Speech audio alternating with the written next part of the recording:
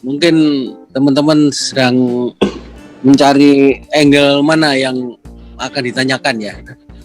Saya ingin menyampaikan bahwa saya sendiri juga kecil-kecilan mempunyai beberapa usaha yang tentunya beberapa hal mirip apa yang telah dilakukan oleh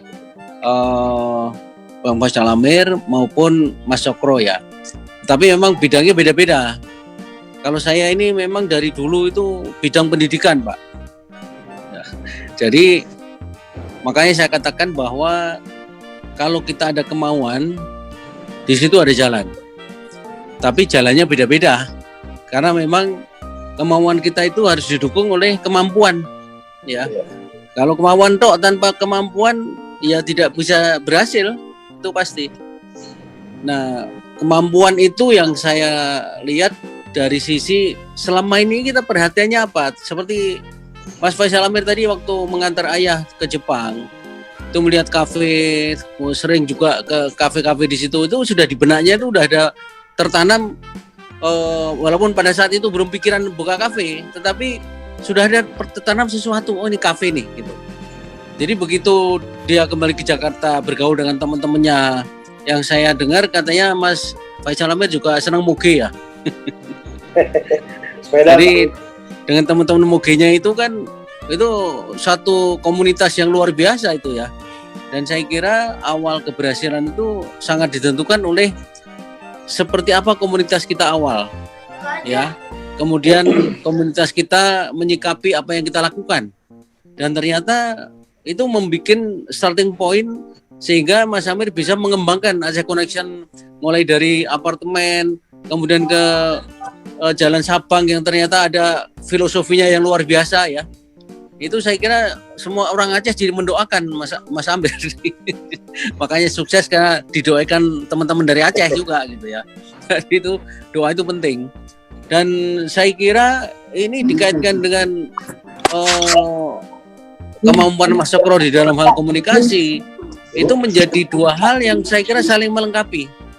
Jadi kalau Mas Cokro dari segi teori komunikasi yang sangat hebat, kemudian dia sendiri mempraktekkannya betul dan sukses benar ya.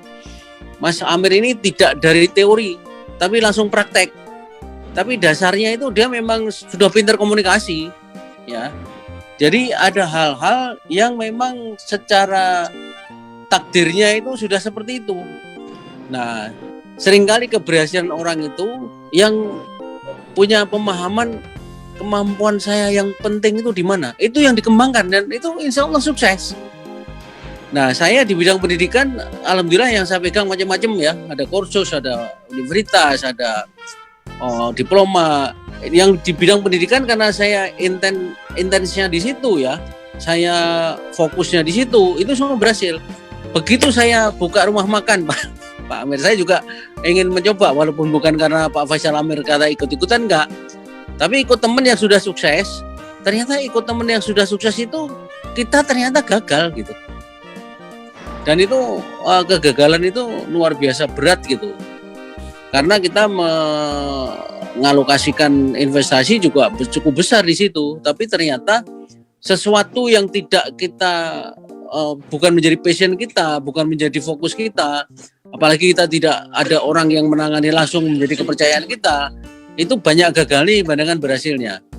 Oleh karena itu untuk pengalaman Bapak Ibu sekalian yang baru mau mencoba bisnis itu harus ditangani langsung. Seperti Pak Faisal Amir ini kan Aceh Connection itu semua di bawah kendali beliau. Ya. Tidak diserahkan orang begitu saja. Ya kalau diserahkan orang begitu saja ya mesti gagal. Ya. Seperti saya karena Pak Faisal Amir itu kelihatannya peruntungannya dengan saya hampir sama lah.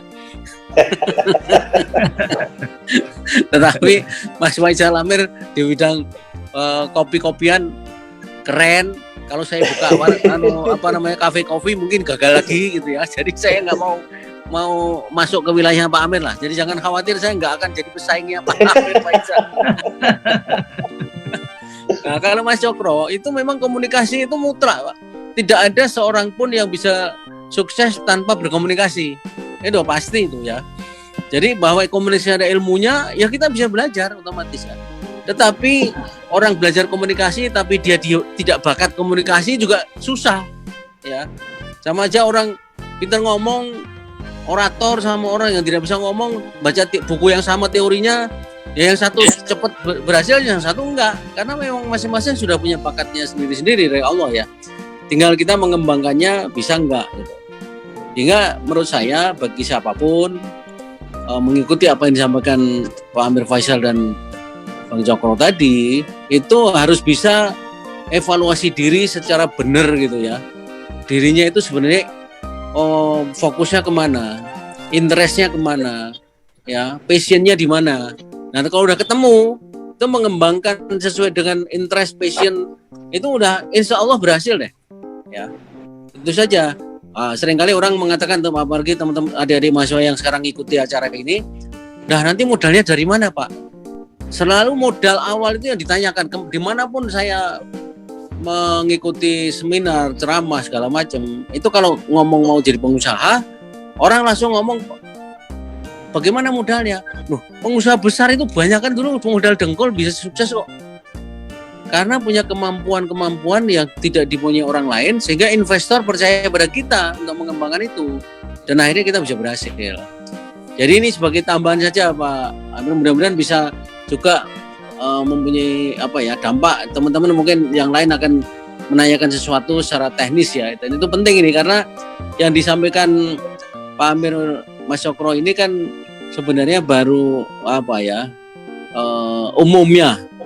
Secara detail itu pengen tanya jawab. Nah ini kalau nggak ada yang tanya ya nggak dijawab, nggak ada yang tanya. Jadi silakan dengan ini saya membuka ini aja supaya nanti tanya jawabnya jadi kita bisa lebih menyerap intisari dari apa yang telah dilakukan Mas Amir dan Mas Cokro ini lebih baik. Demikian Pak San untuk ini aja. Oke, terima kasih Prof. Assalamualaikum warahmatullahi wabarakatuh. Luar biasa sekali.